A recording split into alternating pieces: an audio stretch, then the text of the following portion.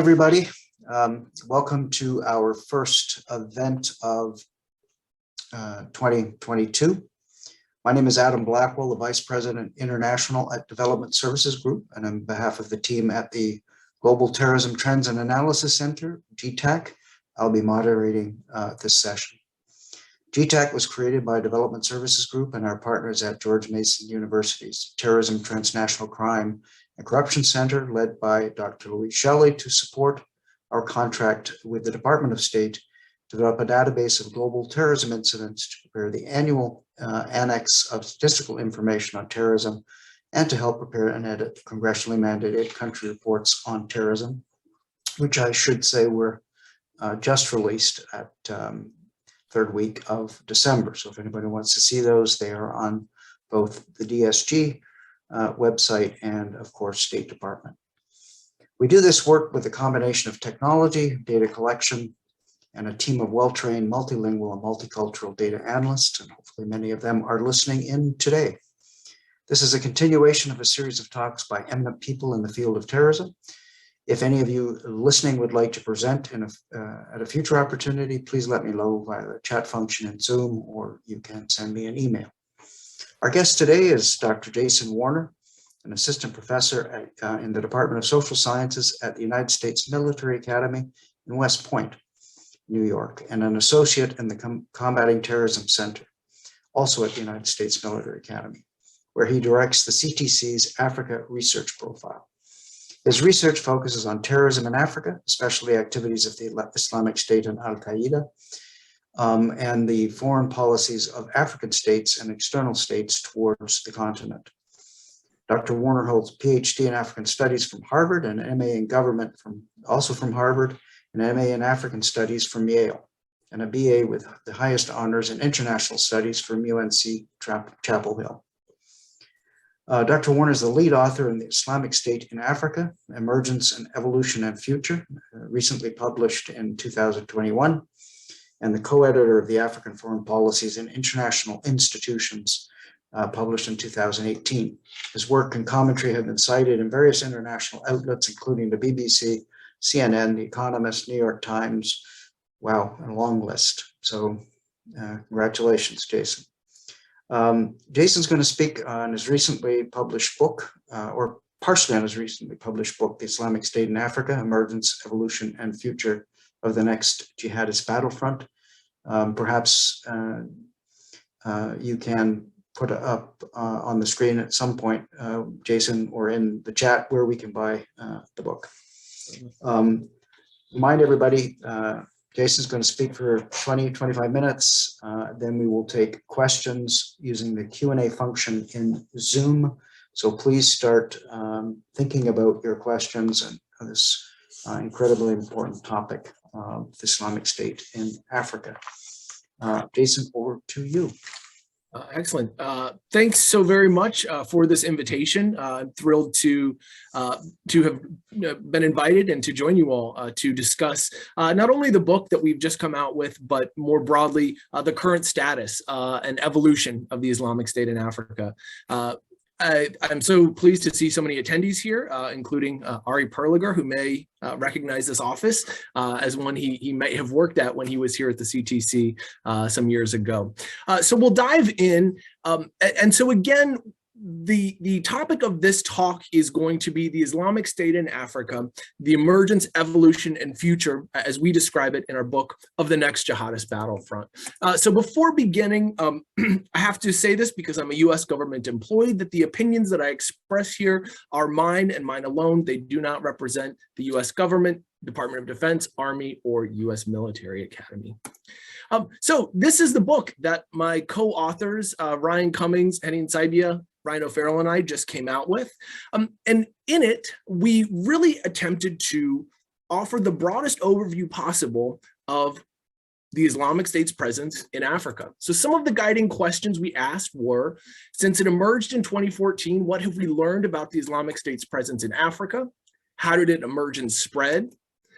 How do different Islamic State provinces compare and contrast with one another? What factors will impact it in the future? And this was released in the UK in December. It will be out in the US in April 2022. So the first part, and I'm going to move very quickly here because we've got a lot to cover. This is a thick book, and I'm going to try to just give you the highlights. So some of the arguments of this book I'm going to detail before getting into sort of the more nitty-gritty, perhaps arguably more practically useful components of the book.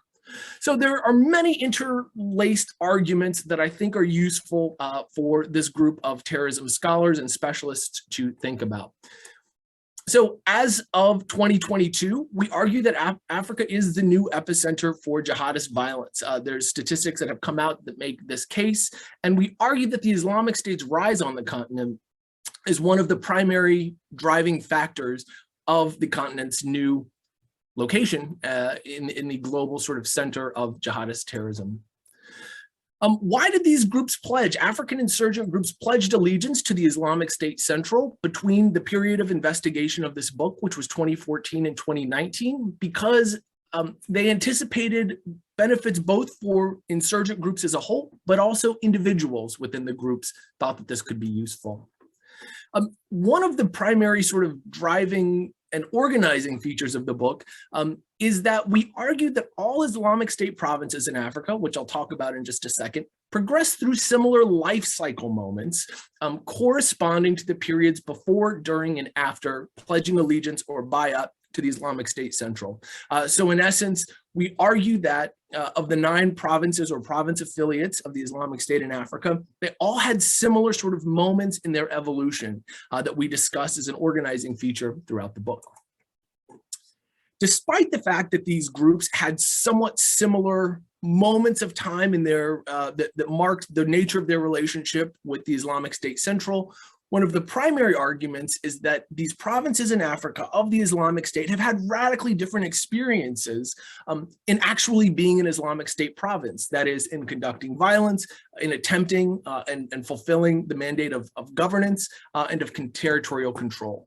In other words, there's far more diversity among what it looks like to be an Islamic State province in Africa than there is homogeneity. One of the big questions that we always get asked is, what are these African provinces' relationships like with the Islamic State Central? And so this is quite an important point that we argue in the book. The Islamic State Central has tended to have profoundly indirect rather than direct control of its African provinces. I'll discuss this a bit more, but it's very important to recognize that on the continent, it's never been the case that the Islamic State Central has somehow pulled the strings at the local African provincial level. Arguably most important, the situation and the challenges posed by the Islamic State in Africa are incredibly serious, and they show no signs of improving. I wish I could bring a sort of happier message, but it's not the case, and collective action is needed. So these are some of the broad overarching points of the book. The layout of the book is as such. There are 11 chapters, and in these we discuss the pre-bay'at or pre-pledge period, the pledge period, the post-pledge period. And in the course of doing so, we employ 3 new terms. Here we talk about the democratization of jihad, which is essentially the way that the Islamic State's rise allowed African groups new poles of jihadist power to try to affiliate themselves with, because before the Islamic State's rise, these groups only had al-Qaeda to look at. So that's the democratization of jihad. We spend a lot of time getting into the nitty-gritty, but I won't here. The next period, affiliate utility validation. Essentially, after these African insurgent groups pledged allegiance, they had to prove that they offered some utility or some use to the Islamic State Central. And the ways that they proved that they were useful to the Islamic State Central varied from conducting important attacks, controlling territory, showing that they were wealthy, etc. And the final term that we introduce is that of sovereign subordinates. This relates to the relationship of these Islamic State provinces with the Islamic State Central, based in Iraq or Syria, once they became provinces.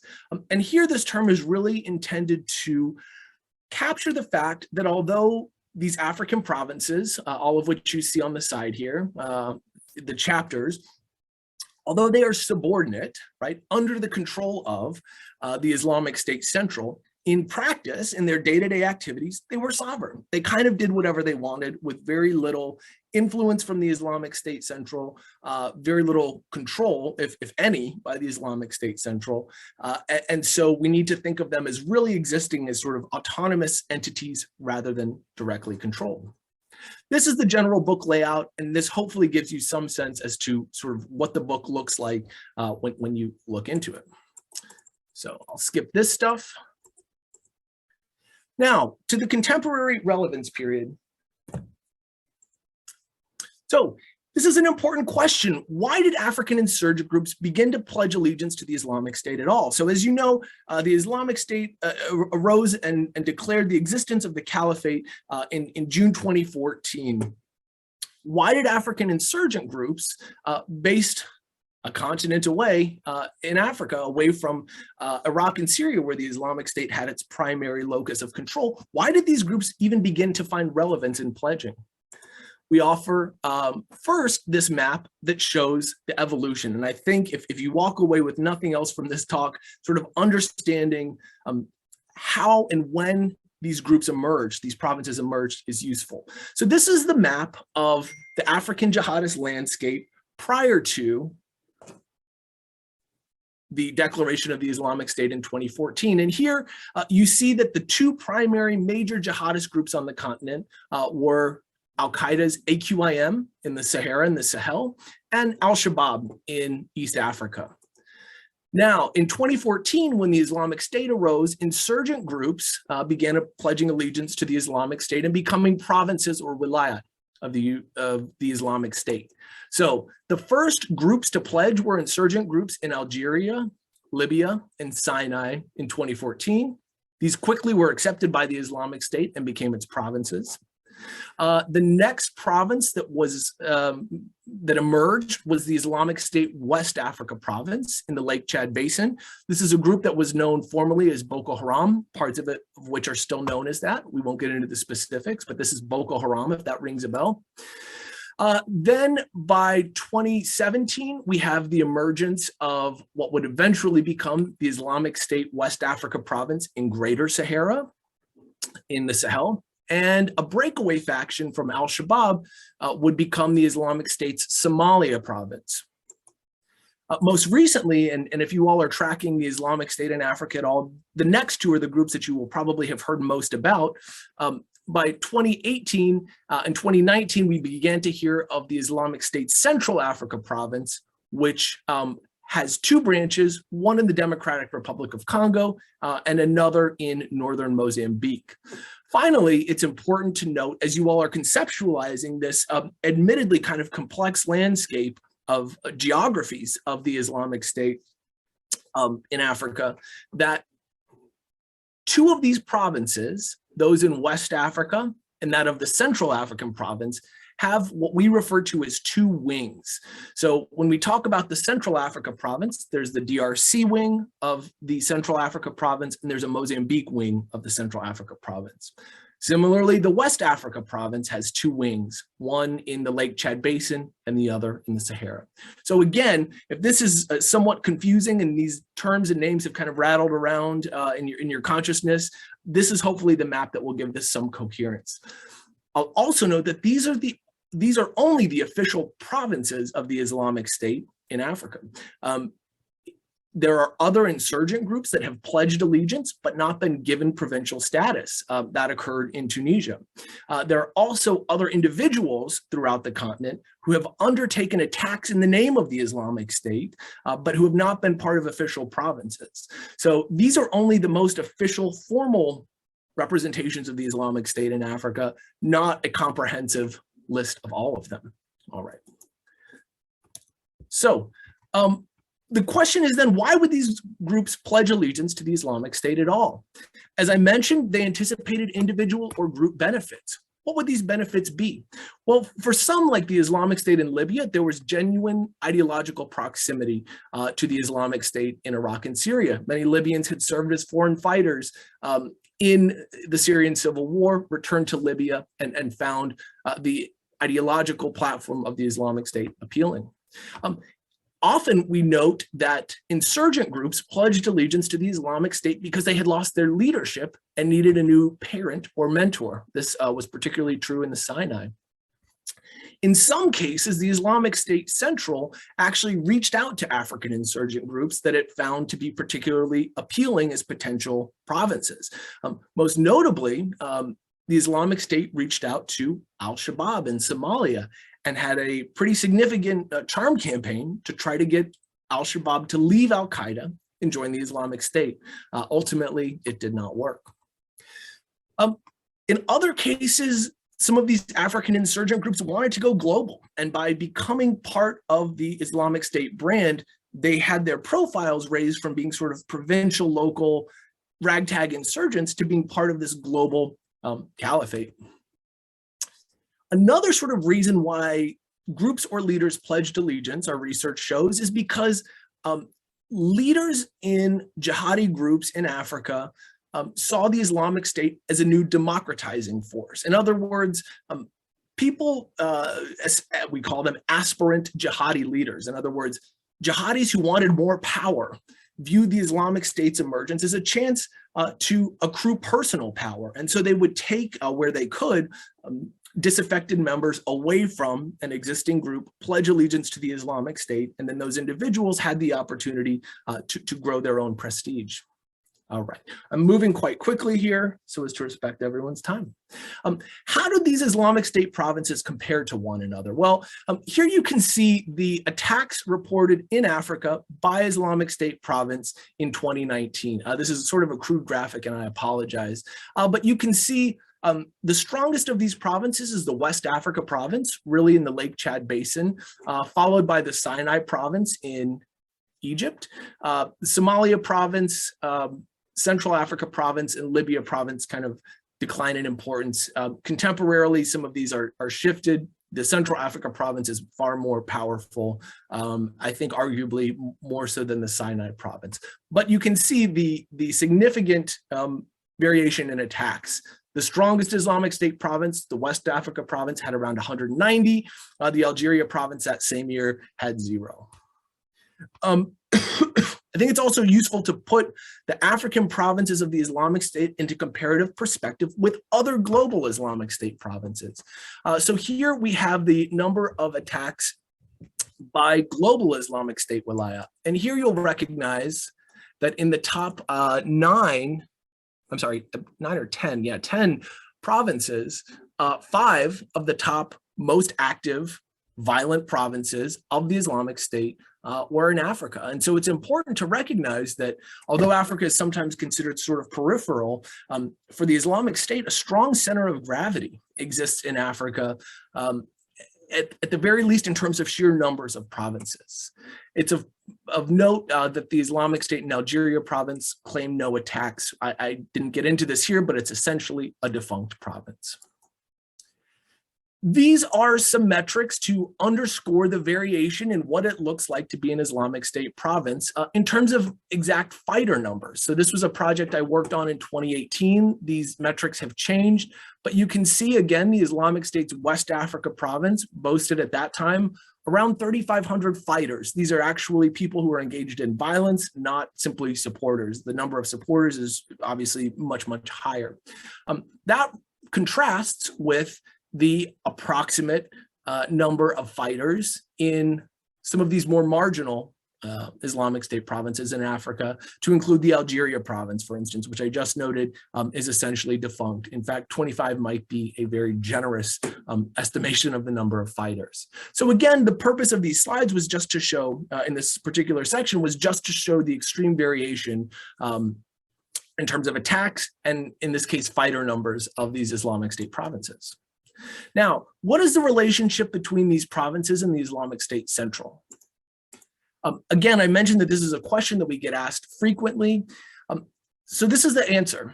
These provinces have real links with the Islamic State Central. So that's non-debatable. These are not just simply entities with zero relationship with the Islamic State Central. However, we show that these links have historically been very weak. And in no way do these Islamic State provinces exist under the control of the Islamic State Central. Rather, they have significant autonomy. The one constant is that the Islamic State Central has served as a distributor of African provinces media. Beyond that, the nature of the Islamic State Central's assistance to African provinces varies widely and is really quite murky. But I will show some examples of what we do know the Islamic State Central has offered to its African provinces. To be clear, in general, it hasn't offered much. Over time, we show really there has been sort of only sporadic instances, at least in the open source, of extreme deep assistance. But here are some instances. Definitely with the Libya province and the Sinai province, we know that the Islamic State, particularly in 2014 and 2015, initiated personnel transfers. It actually sent folks to these provinces. In the case of the Islamic State's West Africa province in the Lake Chad Basin, it has approved leader replacement. So it sort of conducted this, this coup of sorts for the leader of its province there. It has been argued that it has shared TTPs with some of its provinces. Multiple instances of money transfers, notably in the Central Africa province, have occurred, weapons transfers, and in some cases there have been arguable and debated instances of the Islamic State Central orchestrating its province's attacks. Instead, we have argued that African province become what we call informal Islamic State norm adopters. What do we mean by that? These provinces in Africa, though they are not directly controlled by the Islamic State Central, and though they are not necessarily demanded by the Islamic State Central to act like the Islamic State Central, they informally adopt the Islamic State Central's norms. I'm trying to be very respectful of time here.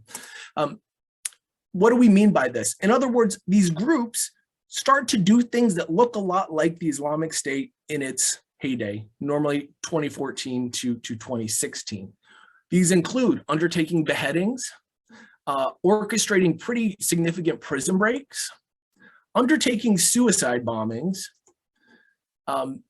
generating new media houses, which the vast majority of these groups did not have prior to their relationship with the Islamic State, undertaking governance, right? So many of these provinces, the groups that were the predecessors to the Islamic State provinces had no interest in governance.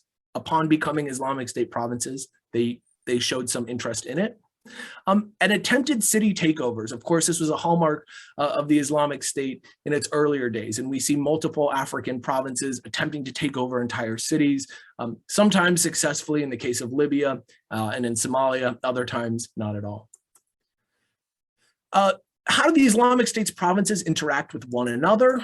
Well, they interact a lot. So particularly in the aftermath of the downfall of the Islamic State Central, having lost its last physical territory in the Middle East with the fall of Baghdadis in March 2019, and the loss of its leader in Abu Bakr al-Baghdadi in October 2019, the Islamic State Central could no longer really offer much to its African provinces. Instead, we see that they're mutually supporting one another. They have urged other insurgent groups to join the Islamic State. In certain cases, we see provinces overseeing other provinces. Islamic State in Somalia is a central node for overseeing other groups in East Africa and Southern Africa. They definitely train other groups. The Islamic State province in Libya has trained multiple other groups throughout West and North Africa. They mediate disputes between groups. They link insurgent groups to the Islamic State Central, and they have served to inspire other groups. So all of that said, what's the outlook for the Islamic State in Africa? Unfortunately, every indication that we have is that it is going to be stable or grow in the near to long term. With that, I'm going to skip over some of the factors that I think will affect the longevity of the presence and some negative and positive ways to fight the group. Perhaps we can address those in the Q&A, but I want to be sure that we leave enough time for questions. So with that, I will take questions. Thank you guys so much.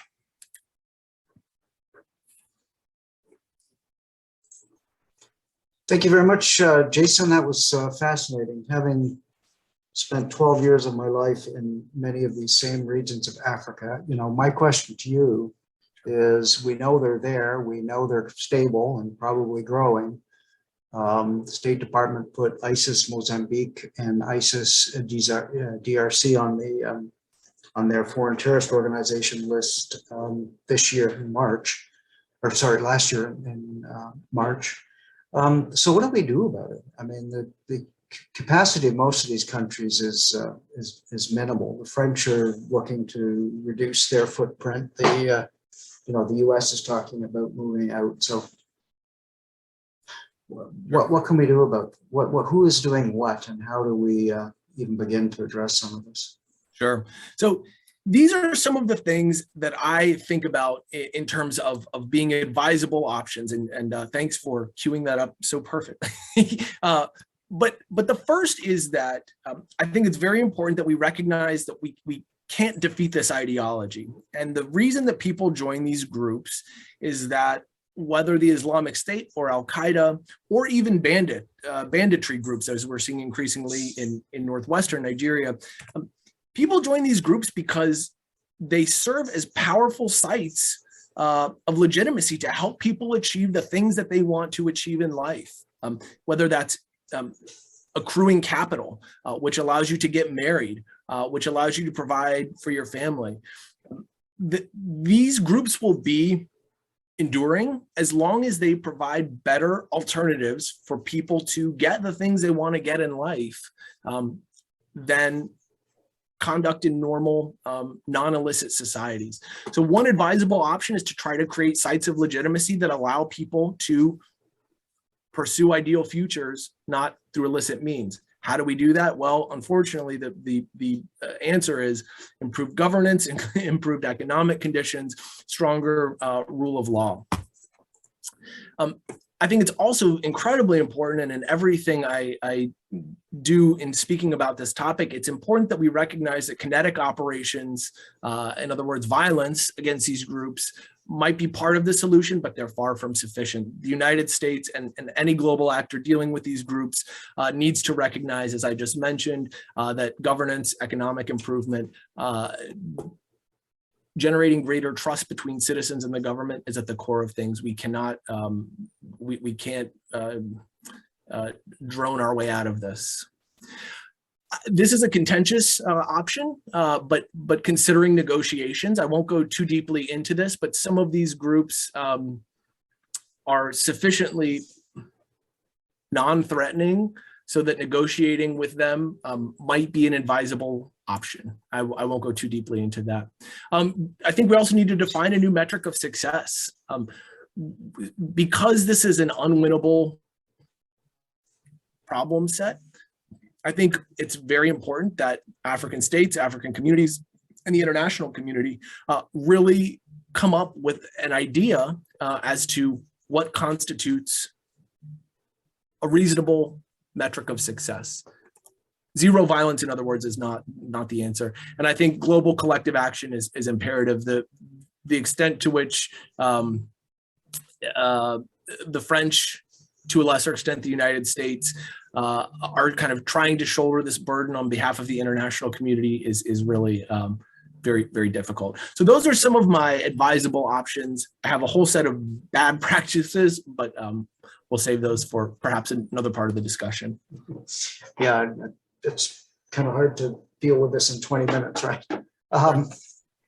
We have a number of questions. I just remind everybody that the Q&A function is open in Zoom. Guillermo, if you're listening, I'm not sure, I'll ask you a question, but I'm not sure which leader you're talking about. So if you could just correct that, that would be great. So we have a question here. How did the Islamic State gain power in Muslim minority countries like the Congo and Mozambique? Sure. It's a great question. I'll hide behind the truth. The Congo and Mozambique case studies are the specialty of one of my co-authors, Ryan O'Farrell, who's absolutely brilliant. He's in, he works very deeply in those countries. But the short answer is, at least in the case of the Congo, I'll just be very brief, but essentially there was a group called the ADF, the Allied Democratic Forces, that were a Uganda-based group that didn't show any real affinity towards global jihadist groups.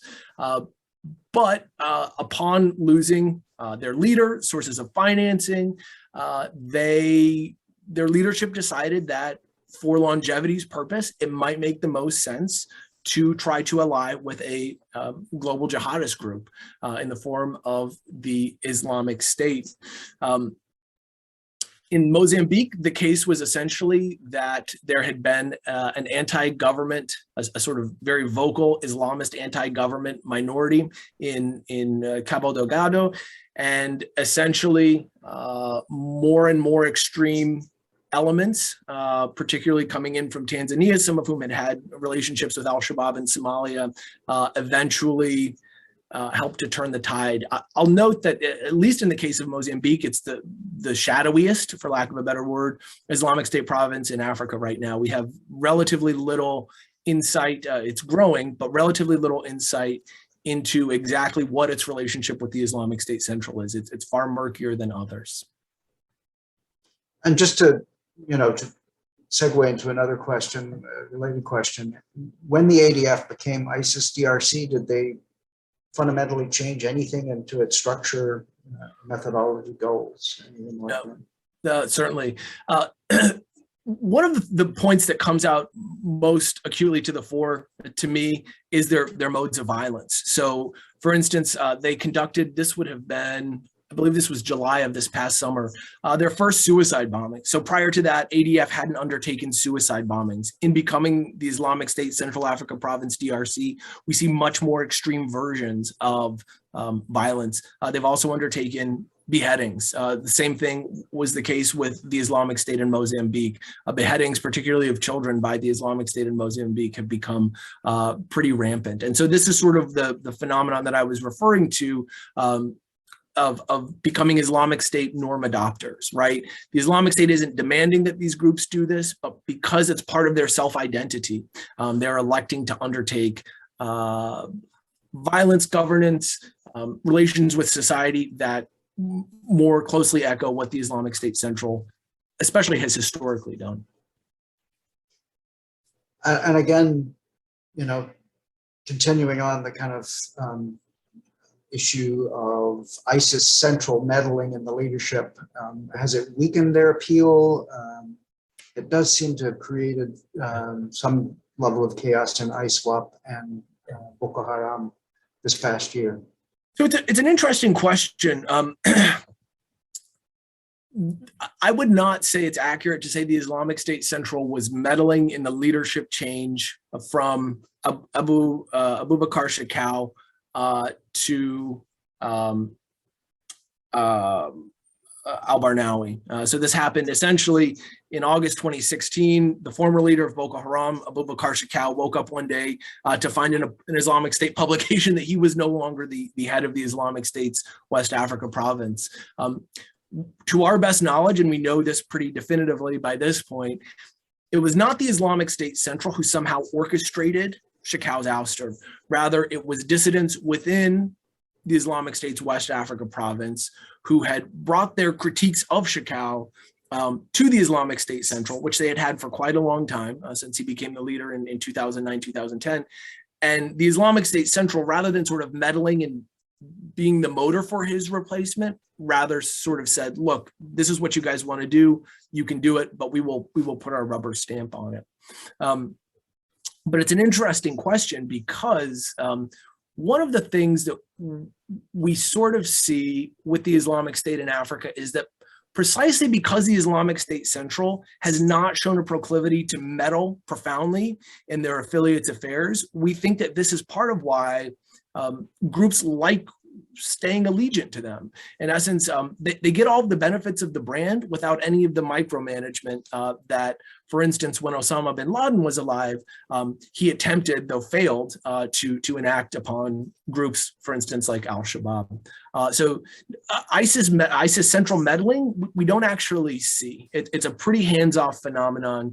And in the case of Boko Haram, sort of a rubber stamp of leadership approval rather than being the orchestrator of it. Yeah, but great question. Here's another one. What is your take on the changing MO by ISIS Greater Sahara to increase attacks on civilians? Previously, they focused on military outposts. Why change now, and will this continue? Yeah, I mean, certainly it's the case that there have been attacks on civilians since 2016. I will say, in the Sahel, at least, the theater is interesting in that it's so rife with not only Islamic State adherents, but also those of al-Qaeda. And so there's a distinct difference between the way that AQIM, al-Qaeda in the Islamic Maghreb, currently known as JNIM, and the Islamic State interact with civilians. In other words, al-Qaeda has always had a far more conciliatory approach towards interacting with citizens. The Islamic State in Greater Sahara really, as per all sort of Islamic State provinces, has taken a much less kind approach, for lack of a better word. In terms of specific rationales, I don't track it sufficiently at the moment to have any great insight. Okay, here's a good question about Mozambique. Some observers criticize the government's assessment and understanding of the extent of ISIS involvement in violence over there in April. In Cabo Delgado, I'm assuming. Now that IS ideology is more decentralized and widespread, what should be the criteria for military action by the West in Africa? We talked about the French withdrawing from Mali, which seems seeing more attacks, while the EU is deploying troops to Mozambique. That has seen less overall attacks. Sure, I'm reading the question. Yeah. So certainly this anonymous observer is correct that the listing of the Islamic State Mozambique, Islamic State Central Africa Province Mozambique, and ISCAP DRC as FTOs in, I want to say it's March, but it could be April of 2021, was really heavily. It was March. It was March, yeah. Was really heavily critiqued, precisely because the extent of the Islamic State Central's influence and impact on these groups is not only unknown, but to the extent that it exists is probably pretty minimal. In other words, local factors, local exigencies are far more informative to what this group is doing, what both of these groups are doing, than anything the Islamic State Central has to do to inform its trajectory. That said, these groups are formal provinces of the Islamic State because the Islamic State Central has claimed it as so, they've claimed it as so, and we've seen pledges of bayat. So one of the challenges and one of the things that we sort of bring to the fore in our book is that there's a pretty significant debate that goes on in this community about the degree of appropriateness at all to refer to any of these groups as the Islamic State in Africa, right? Some people could arguably look at our book and say, you guys are fear-mongering because ultimately these guys aren't Islamic State. They're just ragtag insurgents who pledged allegiance. Someone said yes, and now you guys are elevating them to the level of the Islamic State. To which we respond, that's exactly how it works, right? That's to be an Islamic State member in Africa is precisely to be in this process. Now, to be an Islamic State member in this process, just because you are a sort of bona fide card-carrying member, and cards, of course, well, sometimes exist, it doesn't mean you're necessarily more violent, right? It doesn't mean that just because you're an Islamic State member or just because a group is an official Islamic State province that we should necessarily rush to the exit doors, right? In many of these cases, these groups are really no more threatening than any other group. They're criminal organizations that are more threatening than certain other Islamic State provinces in Africa. That all said, how to come up with a better metric to assess what, for instance, Islamic State Central Africa Province Mozambique is, we haven't come up with it yet. So that said, because we know at the very least that it is an official affiliate of the Islamic State, the best we can do is list it as an FTO. Is it perfect? No. But is there a better alternative to give grades of variation? Not to my knowledge. Excellent. We've got about 17 questions, so I'm going to dovetail here. Remind everybody, please put your questions in the Q&A function of Zoom. So US AFRICOM sent troops to Mozambique this year, earlier last year, I guess. Have you seen any progress? I personally, I will hide behind the truth. I've been on paternity leave for the past 3 months. I am right back to work for the first time in several months. So I have not tracked Mozambique as thoroughly as I did before paternity leave. So I'm going to punt on that one. Okay. Can you tell us what the relationship is like between ISIS and al-Shabaab in Somalia? Yeah, great question. So as I mentioned, the Islamic State in Somalia, the official Islamic State province, resulted after the Islamic State Central in Iraq and Syria tried, but failed to get al-Shabaab to leave al-Qaeda and become its Somalia province. Instead, what ended up becoming the Islamic State Somalia province was a ragtag group of guys who followed a guy named Abdul Qadir Mumin, who was himself an al-Shabaab ideologue. He was basically a preacher in the north of Somalia, in Puntland, which is, in the overall context of al-Shabaab's operations, a pretty marginal, unimportant place. But in essence, Mumin, though he was part of al-Shabaab, wanted more for himself. He was one of these guys who we call an aspirant jihadi leader. He wanted more power, but because of clan affiliations and sort of the networks that he was situated in, he couldn't do it by rising through the ranks of al-Shabaab. And so he broke away with a group of about 20 to 30 guys in 2015 and pledged allegiance to the Islamic State. It took a while for them to officially grant him provincial status. In the meantime, al-Shabaab profoundly outnumbers and outclasses the Islamic State in Somalia in so many ways. And so for a while, al-Shabaab, which has a very robust internal security service called the Amniyat, actually was killing its defectors, right? Al-Shabaab defectors who left the group to join the Islamic State. It was killing defectors who it knew had joined the Islamic State. It basically was targeting the Islamic State in Somalia for quite a while. There have been multiple periods of extreme animosity between the Islamic State in Somalia and al-Shabaab, which by the skin of its teeth, the Islamic State in Somalia has escaped because, again, in all ways, shapes, and forms, al-Shabaab, if it really had decided to go the extra mile and try to eradicate the Islamic State in Somalia, it could have. So a pretty fascinating phenomenon of inter-jihadi rivalry. And just again, I'm trying to pick up on another question. How does that kind of ISIS al-Qaeda rivalry, how has that impacted the spread of ISIS in Africa? No, it's a great question.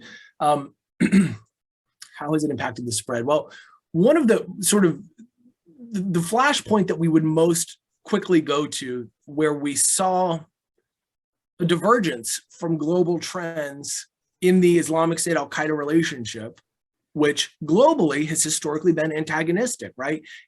As in Somalia, al-Qaeda and the Islamic State fought each other. The one sort of place on the continent and really globally where we didn't see that tension arise was in the Sahel, in Niger, Burkina Faso, and Mali, between about 2016 and I would think about 2019 or 2020. And so in essence, the Islamic State in Greater Sahara was a breakaway from AQIM. But unlike other places in the world, AQ and the Islamic State in the Sahel cooperated. It was known as the Sahelian anomaly. In other words, it was one of the few places in the world where AQ and IS were friendly, and a lot of the intelligence assessments of that time said, look, they're not one is not under the command and control of the other, but these guys, because they were in the same groups prior to this breakaway, they know each other. They've been part of the same groups. And so if they need to conduct a joint operation, they'll do it. Sometimes they'll share information about CT efforts undertaken by Mali, Niger, or Burkina Faso. But this is all to say that as of, I believe it was 2020, there's some phenomenal research done. This all broke apart. This amnesty and this amity between AQ and IS in the Sahel broke apart, encouraged, as it's said, by the Islamic State itself. So there's, that's a sort of one anecdote about how one instance of cooperation has sort of dissipated, and now very little love lost between AQ and IS on the continent. We have a very interesting question here about, the takeaway from what's the lessons learned for ISIS affiliated groups in Africa following the Taliban takeover of Afghanistan? Yeah, unfortunately, it's possible, guys. That's the sad lesson, is that it certainly invigorated many of these groups to say, look, just stick with it. This is a long game. This is not something that you take week by week or month by month or even necessarily year by year. So it's essentially it was a model and invigorating for them. Another question here, Jason, any indicator of the major operational funding sources for ISCAP or ISIS Mozambique? I'm racking my brain. So the primary one that I know of is simply local sources of funding. So in this particular area of northern Mozambique, a lot of people are traders. And so essentially the Islamic State in Mozambique is right at the northern border of Mozambique with the southern border of Tanzania. And so the trans-border trade between the two is pretty extensive through sort of traditional economic means. So again, it's not my specialty to focus on that group's financing, but sort of traditional modes of sort of licit economic trade, I think, are at the top. Certainly illicit money transfers through the Hawala system are certainly part of it. In terms of funding from the Islamic State Central, I've not seen evidence of any funding coming from them. There's also, I'll note, that perhaps more so than anywhere else on the continent, I think the vibrancy of sort of the regionalization of the Islamic State in Mozambique. In other words, clerical transfers between different mosques through Tanzania, Uganda, DRC, and Mozambique are pretty robust. And so fundraising through religious avenues is also part of the equation. Okay, we have about 5 minutes left and still a number of questions. So I'm going to try and see if I can bundle some of these together. Has Baghdadi's death changed anything? And is there a thought that some of the ISIS Africa affiliates might be stronger than ISIS Central? And how you define stronger is interesting, but is there kind of an evolution here? Yeah, no, that's a great question. I've never thought of the African affiliates as being stronger than the Islamic State Central, but it could in fact be the case. So in terms of this question that Guillermo has posed, has Baghdadi's death changed anything? The book was written using Baghdadi's death as the end bookmarker. So our book covers 2014 when the Islamic State Central emerged to Baghdadi's death in 2019 as the end point. And we looked at how these groups evolved during that time. However, in the aftermath, we've written pretty extensively, my co-authors and I, about what Baghdadi's death meant, if anything, for these groups. We actually have an article in the CTC Sentinel. I work at the Combating Terrorism Center. Our monthly publication is the CTC Sentinel. And we have an article from fall 2020, really asking this question: what did Baghdadi's death change? Presumably, one would think that after 2019 and seeing what the Islamic State Central suffered, the loss of its last territory in March in Baghdad, Syria, followed by the death of its leader, Baghdadi, in the fall, that these African groups may have said, look, this is a sinking ship. Why would we want to retain allegiance to the Islamic State Central? But what we've seen is that didn't happen. We've seen no negative implications or no negative impacts, no lessening of allegiance by these groups, even despite the Islamic State Central's decline, not only through Baghdadi's death, but through the loss of its territorial caliphate in the Middle East. This is one of the main questions of our book. Why would you see that? Why would these groups in Africa retain fealty, retain allegiance to what's essentially this battered, kind of decrepit parent group in the form of the Islamic State Central? And one of our main theses is really that precisely because these groups never really received a tremendous amount of material transfer to them from the Islamic State Central, but rather their benefit of being part of this Islamic State network was reputational. They're able to retain the reputational benefits of being part of this network because they haven't materially lost anything. They didn't miss what they never had, what they never had in terms of materiality.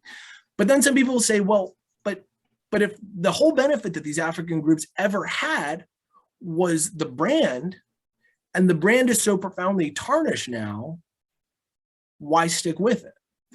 And our response is, it's not about the state of the brand today, it's about what the brand once was.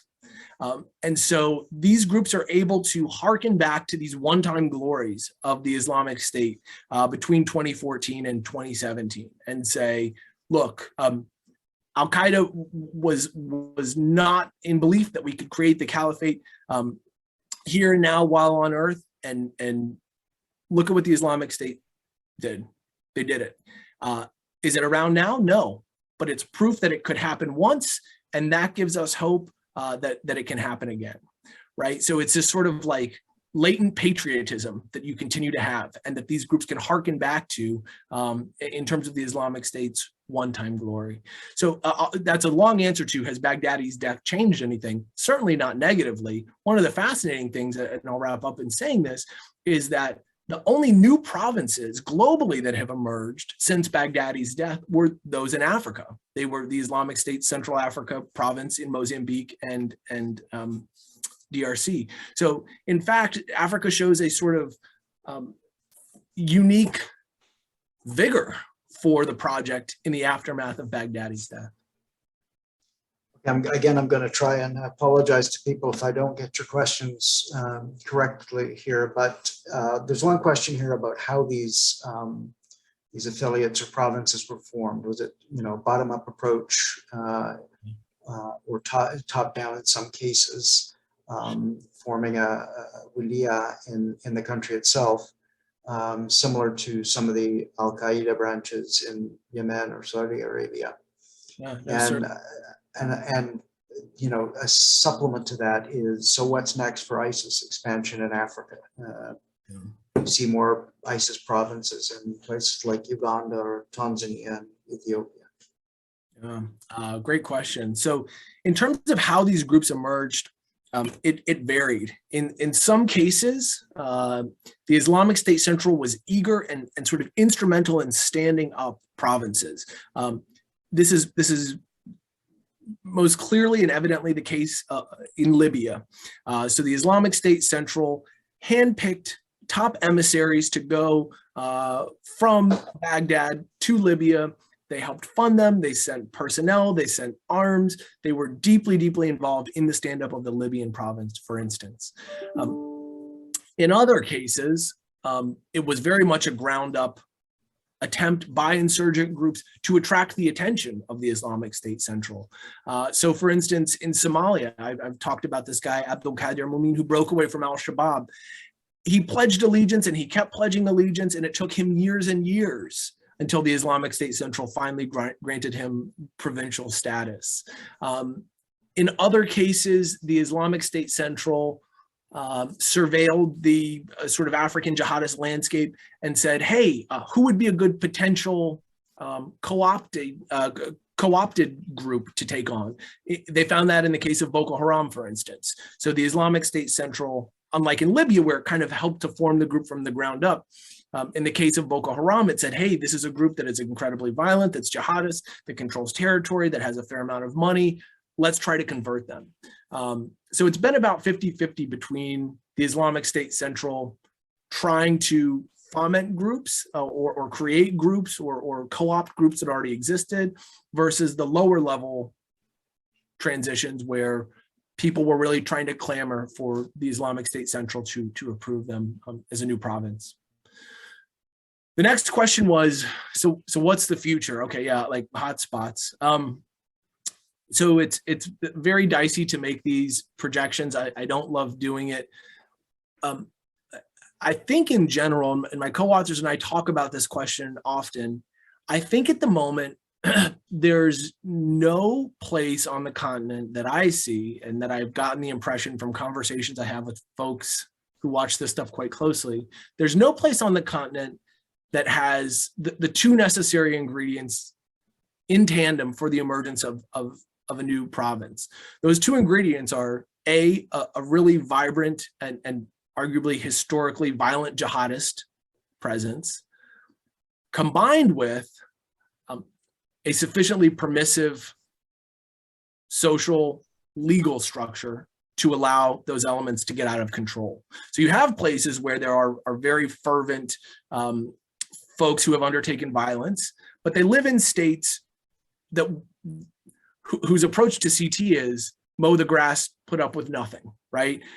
So we see in places, for instance, like Kenya, like Tanzania, certainly Algeria, Tunisia to a lesser extent, pockets of folks who you might say, yes, there are adherents, there are people who might ideologically be aligned, but who don't exist in states that are sufficiently permissive in terms of their security environments to allow it to happen.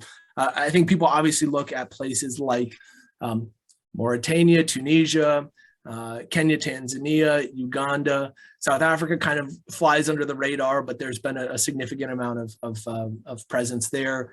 Of course, contemporarily, we're looking at the push of jihadis in West Africa, not the Islamic State, but rather al-Qaeda, who are pushing further and further southward into Togo, Benin, Cote d'Ivoire, Ghana. Togo just had its first attack not so long ago. So in any case, yes, the jihadist presence is expanding, but I don't see the likelihood that there will be a new Islamic State province emerging soon. Jason, and we're going to have to wrap it up there. We are nearly at the end of our hour, and we are trying to keep these presentations, focused to a time slot, so we retain our audience. I apologize for those whose questions were not asked. I will forward them to Jason and try and get them back to those who have asked them. I'd like to, once again, Jason, thank you. It was a very, very interesting presentation, obviously by the number of participants, but also the depth and breadth of the questions. Congratulations on the presentation. Congratulations on the book. Look forward to getting a copy of it when it's available. And thank you all who have tuned in. Again, anybody interested in participating in one of these in the future, please let me know either through the chat or send us an email. Again, thank you very much, everybody. Jason, hope you enjoy the rest of your day. Thanks very much. Appreciate it, everyone. Thank you. Okay, thank you.